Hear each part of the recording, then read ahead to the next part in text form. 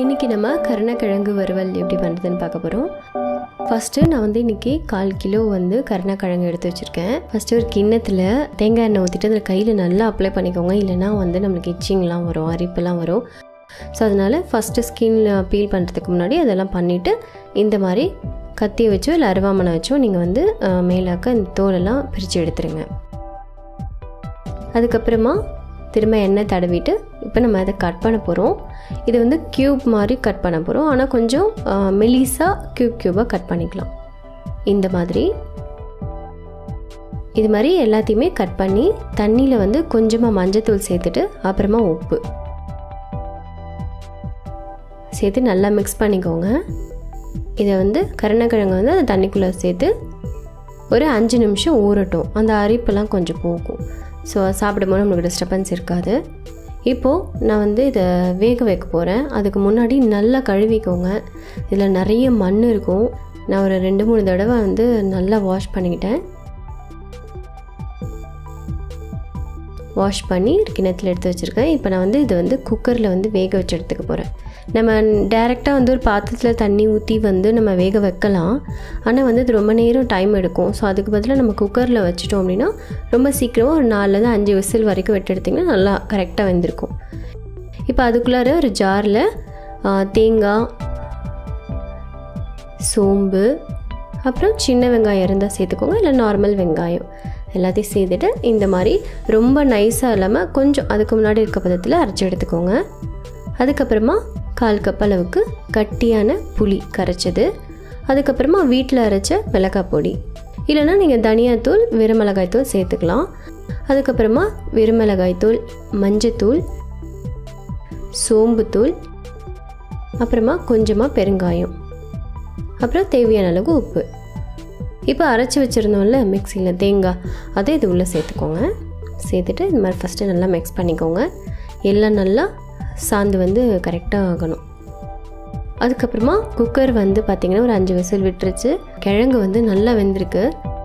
இப்போ அந்த கிழங்கையும் இந்த மசாலாக்குள்ளே சேர்த்து நல்லா மிக்ஸ் பண்ணி எடுத்து வச்சுக்கோங்க. ஒரு 15 மினிட்ஸ் நல்லா ஊறட்டும். இப்போ ஒரு பேனில் எண்ணெய், கடுகு, வெங்காயம், 2 பச்சை மிளகாய், அப்புறமா கருவேப்பிலை எல்லாத்தையும் சேர்த்துட்டு நல்லா இந்த மாதிரி வதக்கிக்கோங்க. நல்லா வதங்கணும். நீங்கள் மூடி வச்சு வதக்கலாம் ஒரு 2 நிமிஷம். 2 நிமிஷத்துக்கு அப்புறமா வெங்காயம் நல்லா வதங்கியிருக்கு.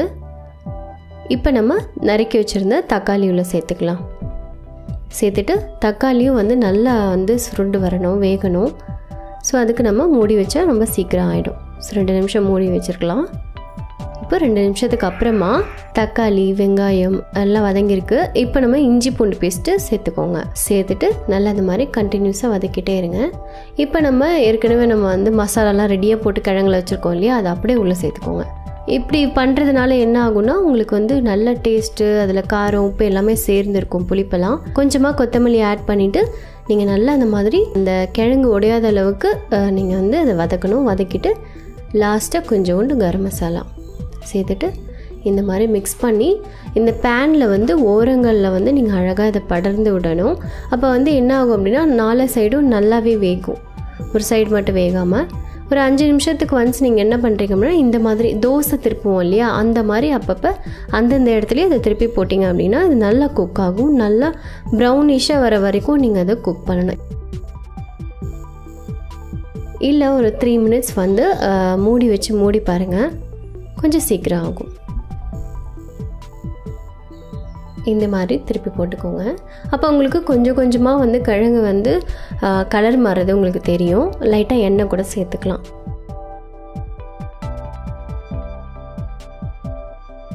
இந்த மாதிரி இன்னொரு சைடு இப்படி திருப்பி போட்டுக்கோங்க. இப்போ தெரியும் உங்களுக்கு இந்த ஓரங்கள்லாம் பார்த்தீங்கன்னா ப்ரௌன் ஆகிட்டே வருது. இதே மாதிரி இது மாதிரி ஆகிற வரைக்கும் நீங்கள் வந்து இதை செய்யணும். அப்போ இது ரொம்ப நல்லா டேஸ்ட்டாக இருக்கும். மசாலாவும் வந்து காயோடு சேர்ந்து ரொம்ப நல்ல ஒரு டேஸ்ட் கொடுக்கும். அவ்வளோதான், ரொம்ப சூப்பரான கருணைக்கிழங்கு வறுவல் இது ரெடி ஆகிடுச்சு. கிழங்கு வந்து டேஸ்ட் பார்த்தீங்கன்னா சூப்பராக இருக்கும். கண்டிப்பாக ட்ரை பண்ணுங்கள். ட்ரை பண்ணிவிட்டு கமெண்ட்டில் சொல்லுங்கள் அப்படி இருந்துச்சுன்னு சொல்லிட்டு. இதே மாதிரி சூப்பரான வீடியோட நெக்ஸ்ட் டைம் மீட் பண்ணுறேன். டில் தென் பாய்.